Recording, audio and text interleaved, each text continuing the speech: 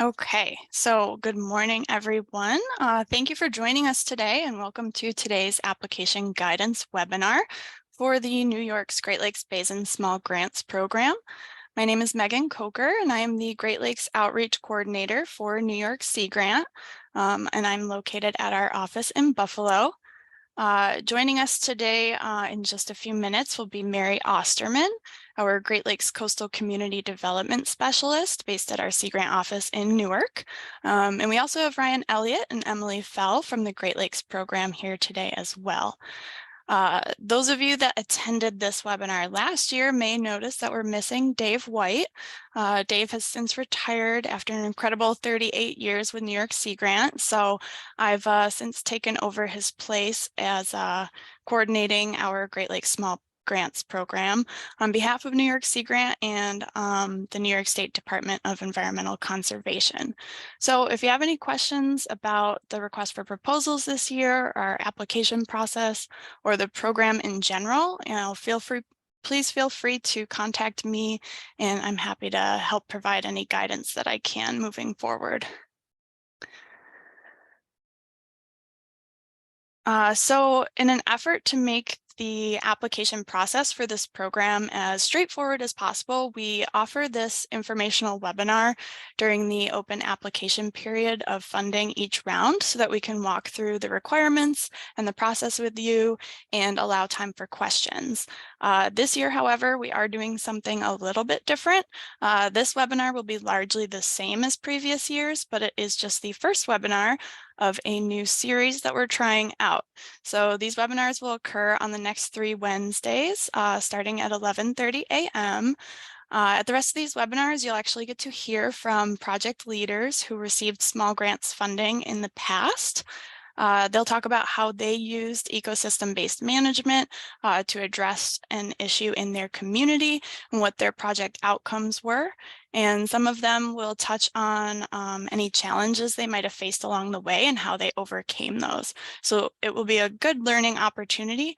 So if you haven't already, make sure to visit our program landing page at the nyscgrant.org/GL small grants for more information and to register for those upcoming webinars.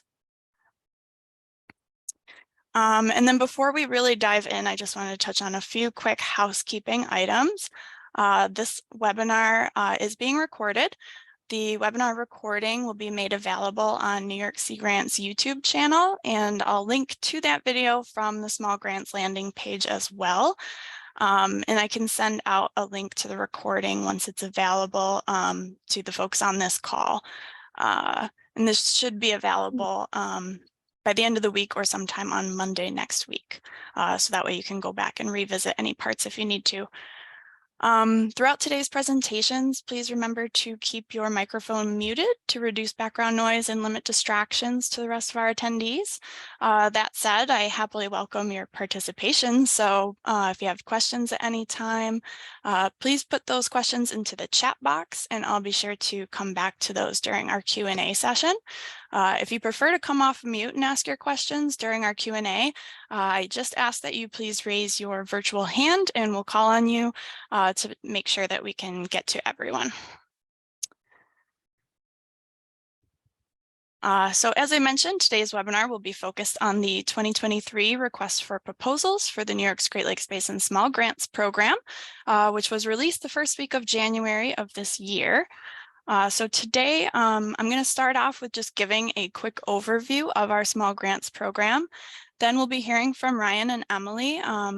They'll give an overview of the Great Lakes Action Agenda and how that relates to this program and talk about where the new draft Great Lakes Action Agenda is at. Then we'll get into the application guidance. So I'll hit on a few key points in our request for proposals. Mary Osterman is going to walk through some examples of projects that could be eligible. And then I'll show you how to actually go online and apply and access the submission portal, show you a couple additional resources that you can check out, and then we'll have plenty of time at the end for questions. So this small grants program was created in 2015 through a partnership between us at New York Sea Grant and the DEC, with funding provided through the Environmental Protection Fund. The goal of this program is to support stakeholder-driven efforts to restore and revitalize our Great Lakes region in New York State. And this is done through providing small funding opportunities to projects that implement the goals of the Great Lakes Action Agenda using ecosystem-based management.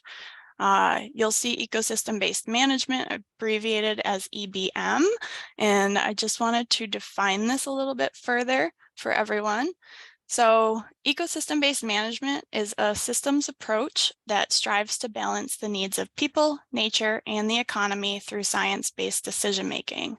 So when addressing an environmental issue, an EBM approach ensures that you're taking all these different factors into account and using scientific evidence to make informed decisions and ultimately resulting in the best possible solutions for people and their environment. For the small grants program, we announce requests for proposals typically on an annual basis, where we provide a 2-month application window. Each round usually has a specific focus for the projects that we're seeking. In past years, we've chosen to highlight a specific Great Lakes Action Agenda goal or a specific topic. For example, 2 rounds ago, we chose to focus on projects that would engage youth in environmental or conservation topics. However, every round of funding requires that projects address one or more of the Great Lakes Action Agenda goals and apply that ecosystem-based management approach. Our programs are open to a wide audience. This includes nonprofits, county and local government, public agencies such as regional planning entities, environmental commissions, and soil and water conservation districts, and finally, educational institutions, which might include public or private K-12 schools, colleges, and universities. The proposals we receive are evaluated by a technical review team, and each round we're usually able to award about 8 to 10 projects, ranging from $25,000 to $50,000 in total costs. And then any awarded projects are subcontracted through Cornell University's subawards office. So we do follow the university's protocols to fund these projects. And to date, the Small Grants Program has awarded over $1 million in funding to 33 different recipient organizations, ultimately resulting in 46 small grant projects that have occurred throughout our New York's Great Lakes watershed.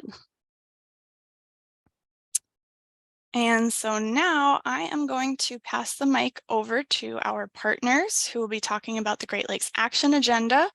Ryan Elliott is the Western Great Lakes Watershed Coordinator, and Emily Fell is the Eastern Great Lakes Watershed Coordinator, both with the Great Lakes Program, and it's great to have them both here. So Ryan and Emily, the floor is yours. Thank you, Megan. As Megan had said, my name is Emily Fell, and I am the Eastern Great Lakes Watershed Coordinator for the New York State Department of Environmental Conservation's Great Lakes Program that partners with Cornell Water Resources Institute. The Great Lakes Program was developed under the authority of the 2006 Ocean and Great Lakes Ecosystem Conservation Act to protect, restore, conserve, and enhance New York's Great Lakes, which spans 42% of the state, including the drainage areas for Lake Erie, Niagara River, Lake Ontario, and the St. Lawrence River. These waterways are important freshwater resources for drinking water, recreation, and fish and wildlife habitat, among other things. And everything we do on these lands can influence these shared water resources. GLAA calls for the ecosystem-based management approach that Megan had described. And when I think of ecosystem-based management, I like to think of John Muir, who said, when one tugs at a single thing in nature, he finds it attached to the rest of the world. Next slide.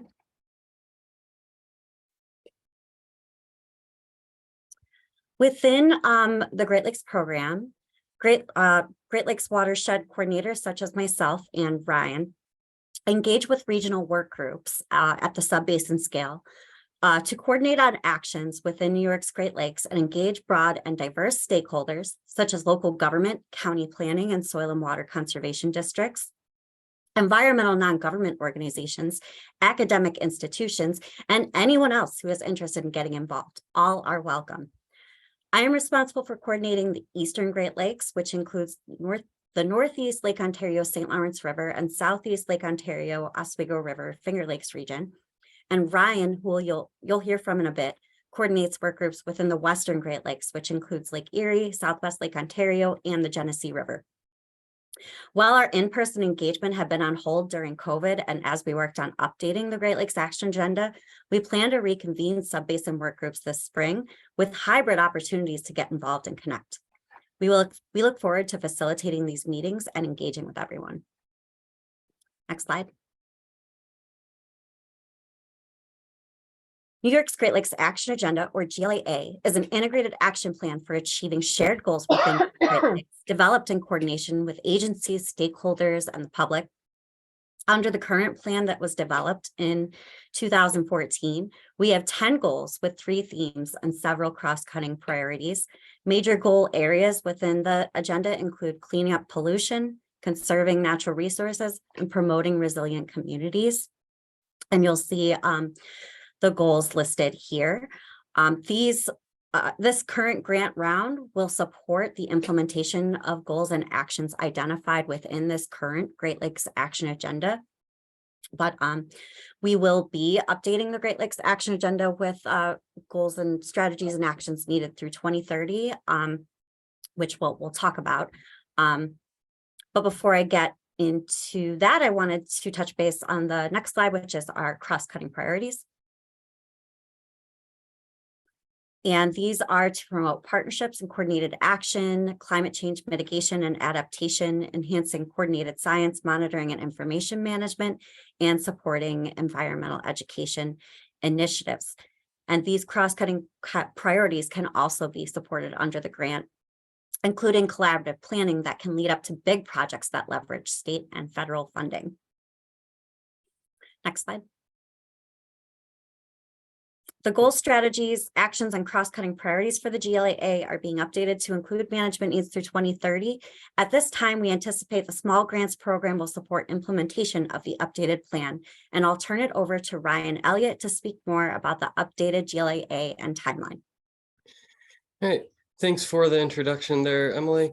And so the updated version of the Great Lakes Action Agenda going out to 2030 integrates existing plans, priorities, challenges, and lessons learned from decades of previous work on the Great Lakes into a single plan for New York State. It emphasizes ecosystem-based management, which Megan explained strives to take a science-based collaborative approach to addressing ecological, economic, and social challenges and opportunities. The agenda has been focused in from 10 goals down to 6, which I'll touch on my next slide, and implementation strategies were added to help focus actions under each goal. And the updated action agenda is also outcome-oriented with progress metrics provided to assess the degree to which strategies are being implemented and long-term outcomes that help track long-term progress, like something like increasing populations of sensitive native Great Lakes species like the Great Lakes piping plover or lake sturgeon. Next slide, please. So we said we refocused those 10 goals down to 6, and we have those 6 draft goals up on the screen here, which focus on reducing and eliminating releases of persistent toxic substances, controlling nutrient, sediment, and pathogen loadings, preventing and controlling invasive species, conserving and restoring native fish and wildlife and their habitats, enhancing community resiliency and ecosystem integrity, and the revitalization of local communities and economies. So you can see with all those goals, it carries that ecosystem-based management perspective through the plan. And next slide, please. And Emily discussed some of the work that has been done related to our previous cross-cutting priorities and what they are in the current agenda, and we see these cross-cutting priorities as supporting all the goals listed in the agenda rather than individual goals themselves. And 2 notable additions with the updated agenda are priorities for promoting diversity, equity, and inclusiveness, and the integration of traditional ecological knowledge.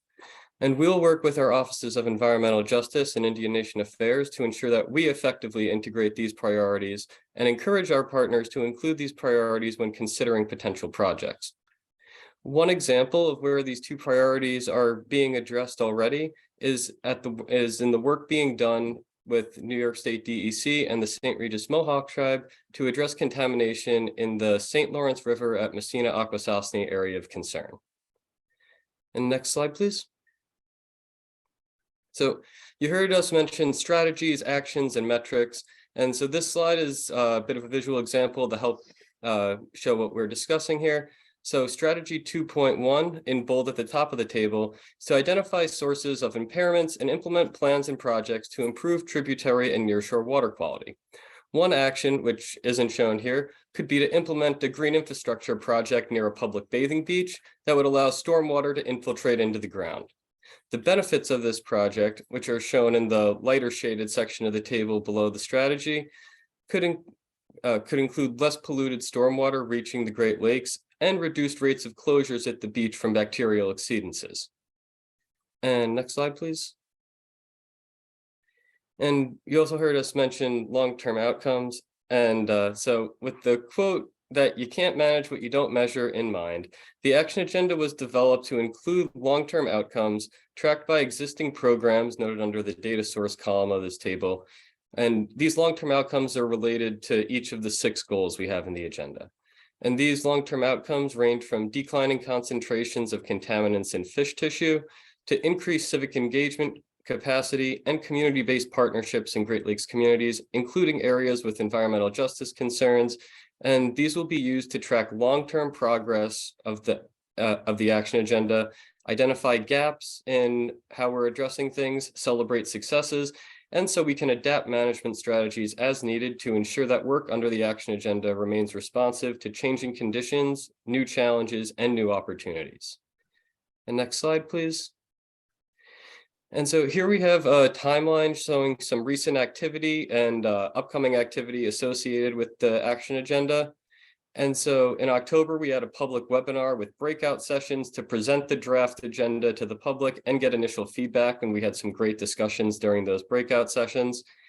And during the fall, we had a public comment period open, and that generated numerous thoughtful comments that we've been working to integrate as best we can into the plan. And we hope to finalize the action agenda by the end of March. And following this, are planning to engage with regional partners through those sub-basin work groups that Emily talked about. And if you're interested in participating in those sub-basin work groups, we encourage you to reach out to one of us. As soon as I'm done talking, which is right after this slide, I'll drop both of our emails into the chat so everyone has the ability to contact us. And that is all for me. So next slide, and I think I'm passing it back to either Megan or Mary here. Thank you, Ryan, and thank you, Emily, for that overview. And yeah, it's great to see this new draft Great Lakes Action Agenda moving forward. Definitely looking forward to that. So I actually am also going to pop something in the chat for you guys, just a link to the Small Grants Program website, as well as a direct link to the RFP, which we're going to jump over to in just a minute.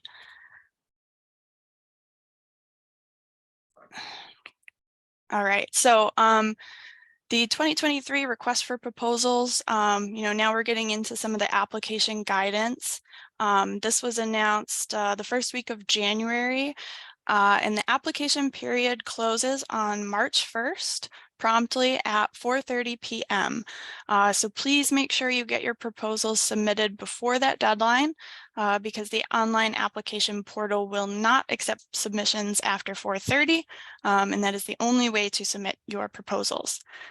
The RFP is available online at our Small Grants landing page, and the direct link, which both of those I just shared in the chat. So you're welcome to pull those up with us, with me as we take a look at it. So I'm going to pull that up now.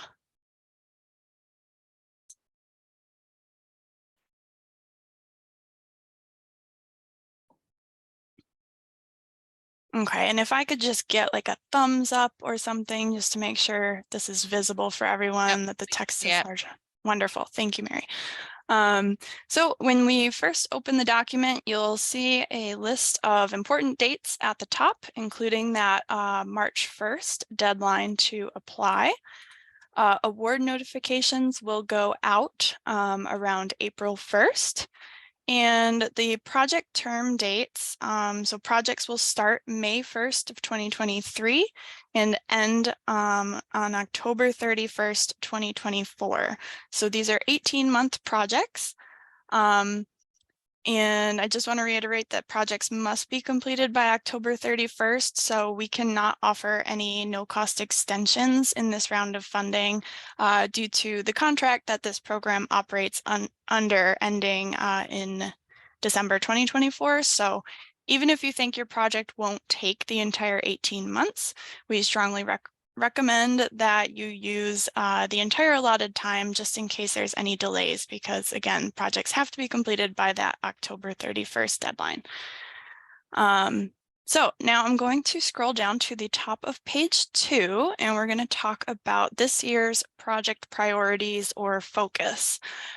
So we are seeking proposals up to $50,000 in total project costs. And we're looking for projects that essentially do 3 main things. The first is to implement one or more goals of the Great Lakes Action Agenda.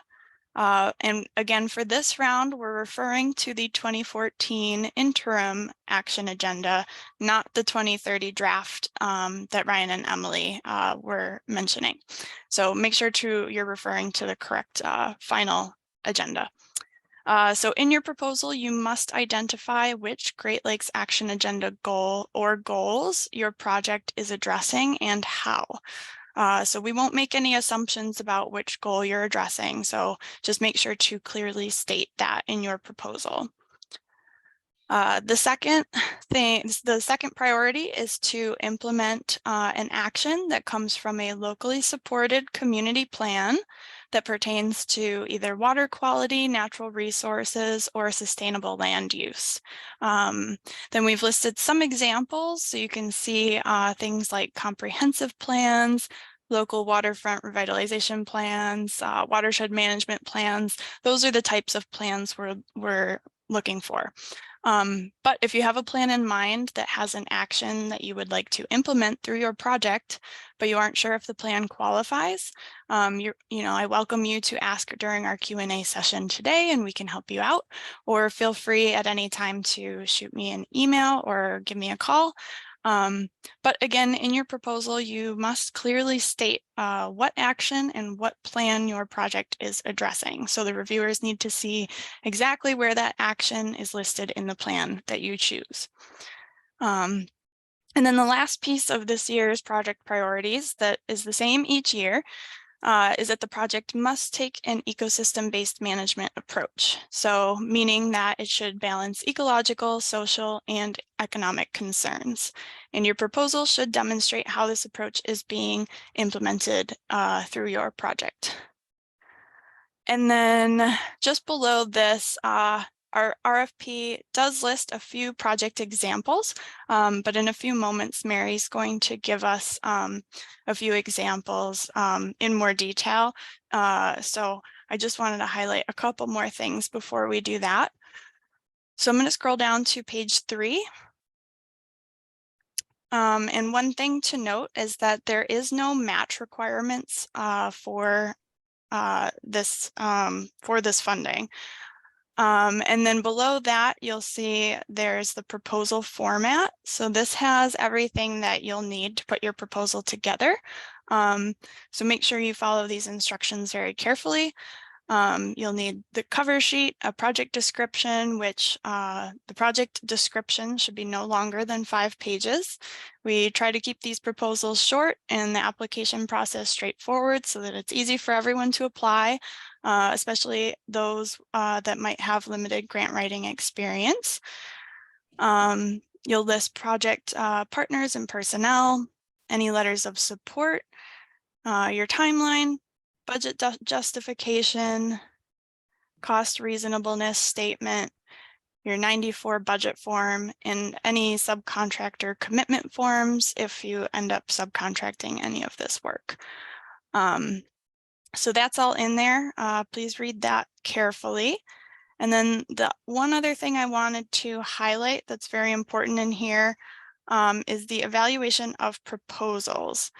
So again, this is something you want to very carefully read through because it outlines exactly the criteria that our team of reviewers is going to be ranking these proposals on and how they make their selection. So you'll see, you know, it outlines the project priorities that we talked about earlier. So to identify one or more of the actions or associated milestones listed under the Great Lakes Action Agenda goal, as well as that specific locally supported plan. And then we'll look at the degree to which the project integrates ecosystem-based management and how that's applied. And then there's other things such as prior experience of the project team, measurable outcomes and deliverables, appropriateness of budget. So again, please be sure to read through that carefully because that is the criteria we will grade upon. So I think those were the few things in the RFP that I wanted to highlight. And we'll take questions again at the end on any of this content. But at this point, I'm going to stop sharing and I'm going to pass it over to Mary Osterman, and she is going to run through a few examples of projects that could be eligible. Thanks, Megan. And thanks, Emily and Ryan, too. Megan has mentioned this call is very similar to the call that we had last year. And some feedback that we received last year was that sometimes people didn't feel right applying for projects that were part of plans that maybe they were involved in writing or something like that. So that's one thing that we wanted to mention. Even if you didn't write the plan or you weren't part of that team, if that's the plan that your community is working under and there's something in there that you and your group want to move forward, go for it. The other thing that I wanted to reiterate, and it's been mentioned by everyone, is EBM. That's another thing that we hear is sometimes confusing for people. So just think of like a three-legged stool, right? So ecosystem, economics, and the people part. And when you're thinking about that and integrating that into your project, think about really demonstrating how over the long term, the sustainability of a healthy ecosystem will result from the project work that you're proposing. The other thing to keep in mind too, a lot of these projects that are in community-based plans are huge projects. Think about phasing those projects out and really demonstrating how funding from this opportunity can really get you started through phase one of a project. So what I did was just pulled out some plans that I found and wanted to give you guys just some really quick examples of, we'll call them 4 different types. So the first being like a policy or code example. So this is from the Finger Lakes Climate Resilience and Sustainability Plan. And so if you look right here at this, the broad strategy is create healthy, safe, and sustainable communities. The project idea itself is increase the number of communities with new, updated, comprehensive plans and zoning that incorporate climate change and considerations and sustainability. So that would be a project idea that might be something that some of you might be considering. Hold on, I gotta move you guys around because I can't access the other boxes.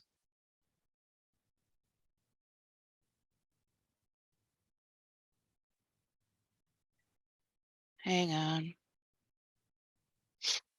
I think you should be able to drag and drop it. Sometimes it's finicky. I couldn't click it. My touchpad is like, nope, I'm not going to work today.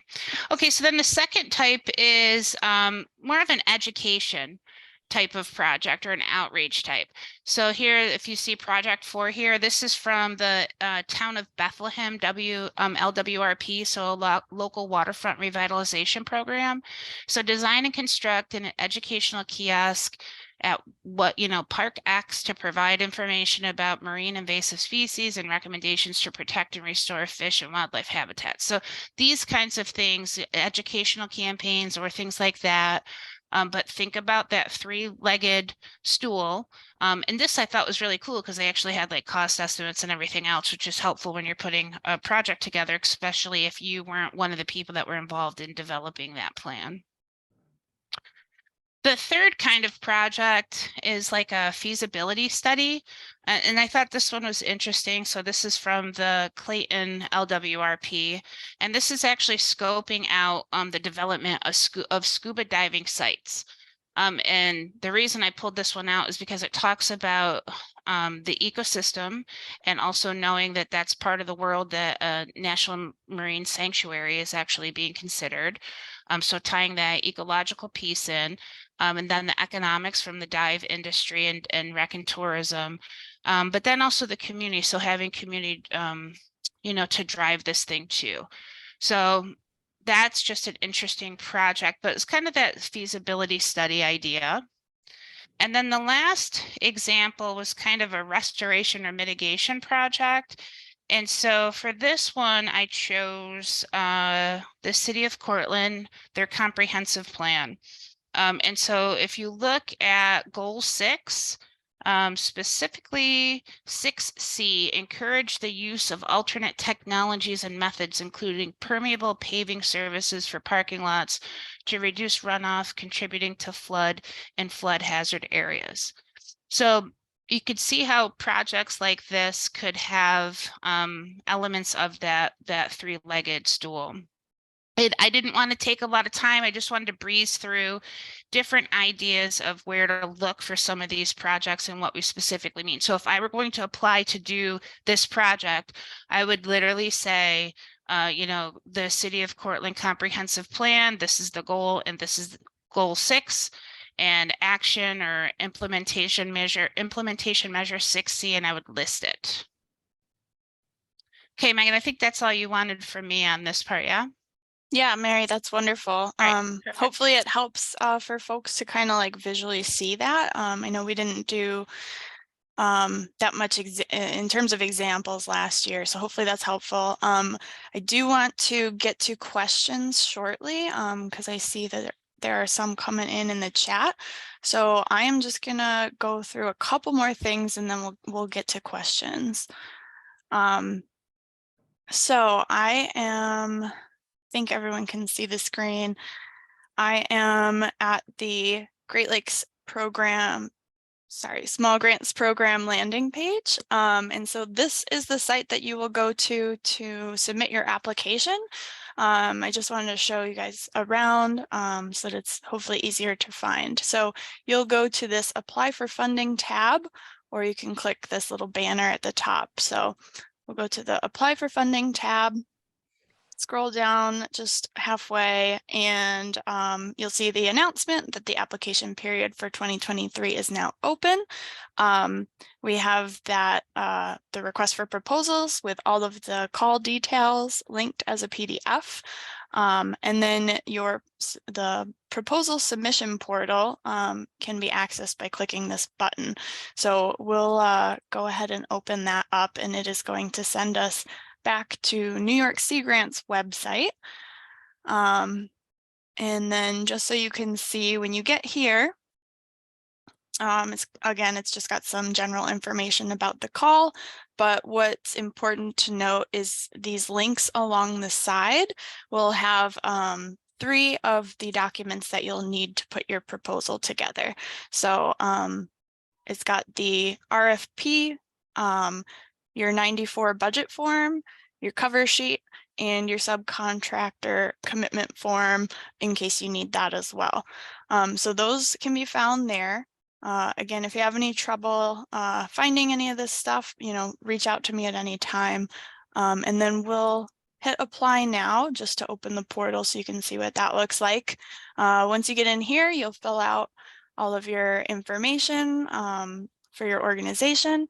You can upload your files here, and then you can submit when you're ready. It's even got this stressful countdown to the deadline. But if you have any troubles with the portal, we do have a contact, Lane Smith at Sea Grant. So if there's any issues with the portal, he can help you with that. So that's, step by step how you can actually submit. And then jumping back over to the small grants page, there was just a couple things I wanted to highlight. If you are interested in learning more about some of the projects that we have funded in the past, we have a few resources on here to do so. So we have the small grants dashboard, which I'm going to open. Oh, I have it open. So I have that open in full screen. So this is an interactive mapping tool that just kind of allows you to explore some of the projects, well, all of the projects that we have funded within the Basin through this program. So it's kind of nice. You can scroll around on the map and click on the project points to read a short description about the project. Some of them have some pictures to go along with them. They're just brief descriptions, but you can kind of get an idea of the projects that have been funded. This panel on the left, you can scroll over and it will list all of the projects that are in the map view. And just that way, if you're more of a list person than looking at them on the map, it's just kind of a nice way to see the titles, and then you can click on those and they'll pop up on the map to show you where they are. And then if you want to filter, we have some filtering options up at the top here, so you can filter by funding period. So if you want to just see what was funded in like the most recent round, you can do that. You can also filter by recipient organization, sub-basin, and which Great Lakes Action Agenda goal was addressed. So, I think this is just kind of a fun tool to get an idea of some of the past projects. And then if you're looking for a little bit more in-depth description of projects, we've, have been working on creating these story maps. There's 5 right now, but these are constantly being produced and added to the website. So if you wanted to learn a little bit more about, project methods, like specific challenges and all of the outcomes of the project, these story maps are fun to scroll through, get to see a lot of project pictures, and just getting a little bit more detail on some of these projects. So yeah, so go check those out if you have a chance. I'll also quickly mention that if you have any feedback on the story maps or the dashboard, these resources, we're always looking to improve them and make them useful to you guys as potential future applicants. If you are under our Stay Connected /Contact Us page, there is a little feedback survey. Happy to hear what you guys think of these resources and how we can make them better. So with that, that's all I have. So I would like to open it up for questions. I will say that if you have very project specific questions, I'd recommend maybe reaching out to me directly by phone or email, and we can, I'm happy to discuss those, set up a meeting if that's helpful. But, for general questions about what was discussed today, the application process, we're happy to take those. So, go ahead and raise your hand, come off mute, or throw those in the chat. And I'm going to take a look at the chat too to see what we have so far. Do you want me to help read those, Megan? That's what I was just going to say. That'd be wonderful. The first one I saw was, can funds be used for planning, design, and construction phases of a project? Yes. The next was, can a project come from draft plans, or must the plan be finalized or adopted? So the plan does have to be fine, like it has to be community supported. So if it is in draft form, I would say that does not apply. Can a plan come from a lake management plan from a professional such as Upstate Freshwater Institute? Yes.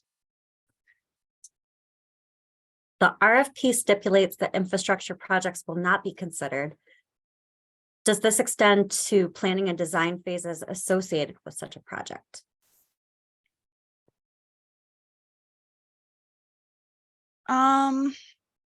Mary, do you have anything for this one? I'm not entirely sure.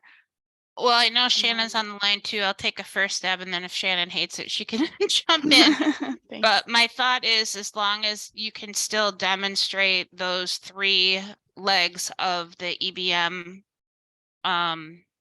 stool, and also it aligns with the plan, the community-based plan, and also aligns with the Great Lakes Action Agenda priorities, then I think it still would be an eligible project.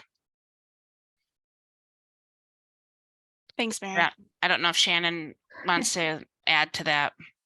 No, nothing to add, Mary. I think that was a really good representation. I guess I would maybe add that if there are particular concerns or questions, you know, as Megan said, do feel free to reach out, and, you know, if we can provide more targeted guidance, I'm sure we'd be happy to do so.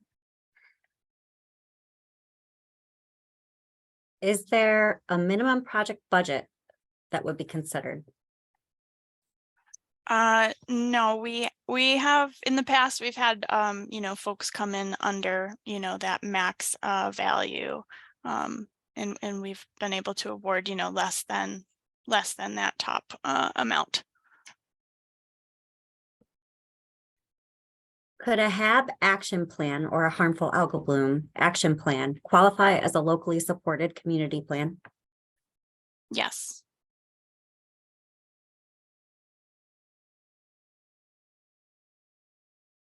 That's all we've got so far. That's all we got in the chat. Okay. One came in. There was one just came through. My community is preparing an update to its LWRP. The project list has been finalized with robust community participation. Although the update is formally adopted, we can easily prove public input and approval. In this case, can we use the draft LWRP? I may have to defer to Mary or Shannon on this one.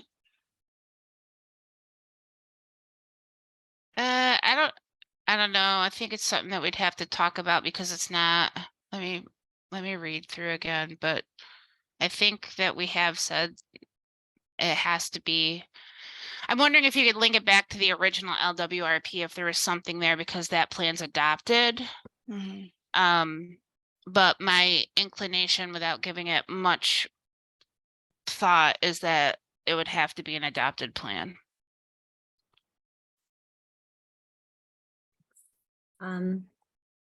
Does an organization have to be registered with the New York State Grants Gateway? I am not familiar with Gateway, but no. No.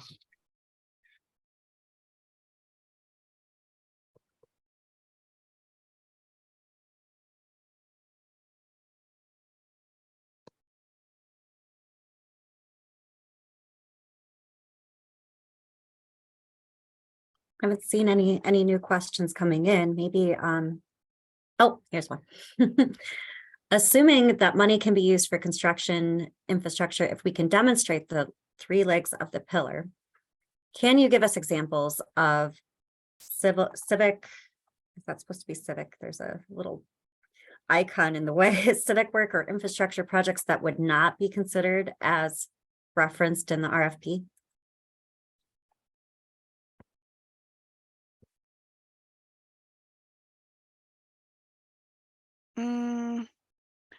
I cannot, not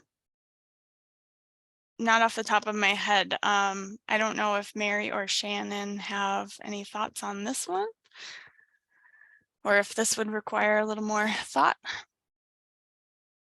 I'll defer to Shannon unless she has something immediate. Otherwise, I think we'll have to think about it, and maybe we could ask Rebecca to reach out.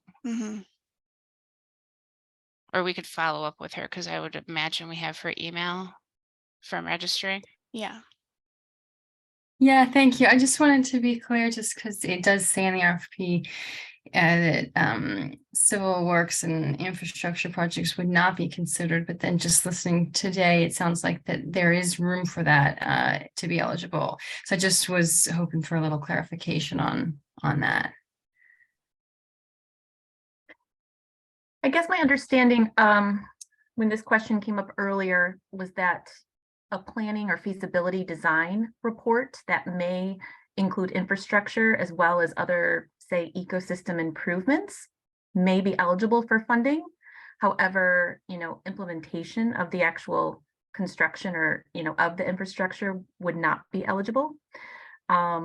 With that said, if we need to discuss this in more depth, or if you can give us a better sense of what you're considering to apply for, we can provide some additional guidance. Thank you. No, that's a little clearer. I think one of the questions previously was planning, design, and construction eligible, but sounds like construction is not, but potentially planning and design if it's part of a wider project. So I think that clarifies it. I'll reach out if I have any specific questions. Yeah, thanks, Rebecca, for allowing us to clarify a bit better.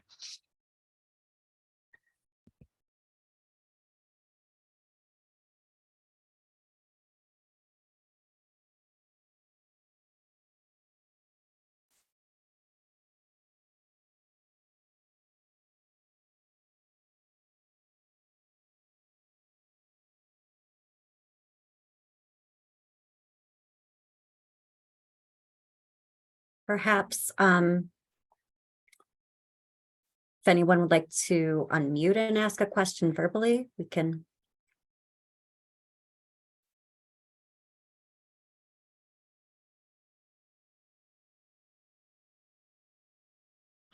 Yeah, while we're waiting to see if any more questions come in, I am going to pop my contact information in the chat box too, so that folks have that. You're more than welcome to reach me by email or phone. I'm happy to, discuss your projects in a little more detail and provide guidance that I can. I'll mostly be referring you back to the RFP, but again, if there's things that we can clarify, or if you have questions about applying, reach out anytime. There was another question. Is there a proposal template made available? Proposal template. No, it's just the cover sheet, and then you just need to have all of those parts that I kind of ran through in the RFP. But yeah, no, there's no template necessarily aside from that cover sheet.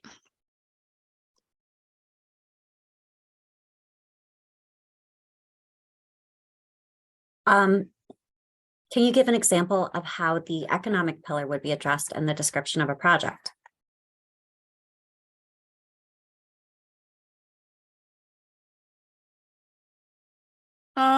I guess I would say just so long as you can demonstrate what sort of economic benefits there would be from that project. I mean, I don't think you have to go so far as like having, estimates of like a dollar value.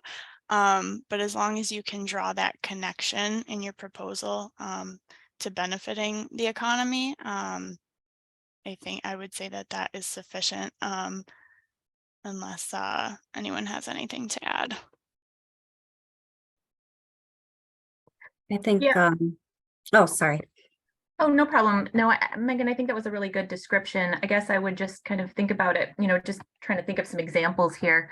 You could think about it in terms of, restoring ecosystem health to create additional recreational benefits in terms of, passive recreation, bird watching opportunities, something like that. You could think about it, if you were proposing a project that was going to implement, say, a nature-based solution, a nature-based flood mitigation solution, let's say, the economic benefit might be reduced risk, to downstream properties and the associated costs of that. So, you can kind of define it pretty broadly. But just, be thinking about, what's the economic benefit and sustainability of, the solution or project that you're proposing. And I was going to say that job creation could also be seen as an economic benefit.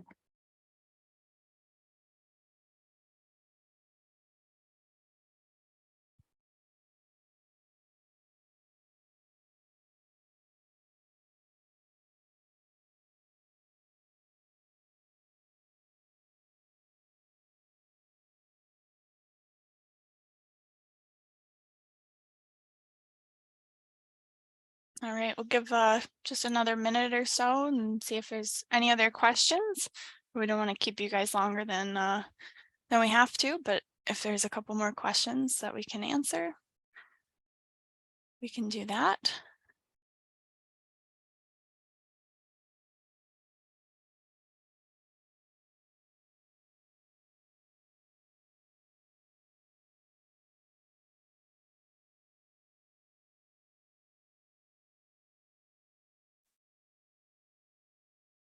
Would the award be eligible to be used for a temporary position where the individual hired would assist in providing these 3 benefits?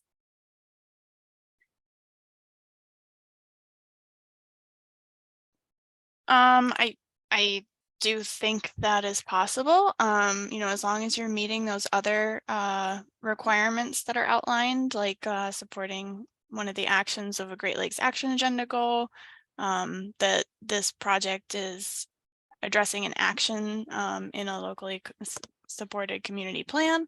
But, you know, these funds can be used to pay salary, so.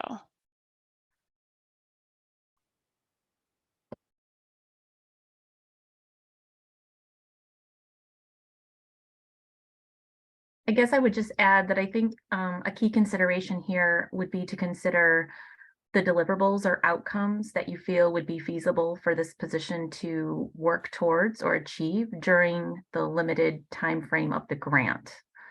So, you know, if it was intended to wholly support a position, those are some of the considerations, you know, that you might want to include in your proposal.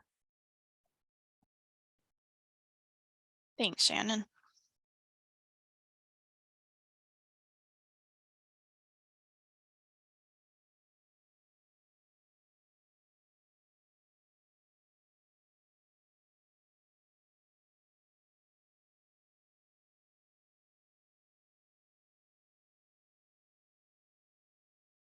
Okay, so I'm not seeing any more questions. If somebody's typing right now, just stop me. But I think if that's all, we will wrap it up with 5 minutes early, so you guys have a little bit of time to get ready for whatever is next in your day. You know, as I said, feel free to contact me by email or phone anytime. Remember that the deadline to apply is March 1st at 4:30 p.m. And go check out the resources that we have on our small grants homepage. And hopefully you can learn from other projects. But we look forward to seeing your proposals come in. All right, thank you everyone so much. Have a good rest of your day. Have a good day, everyone. Thank you. Great job, Megan.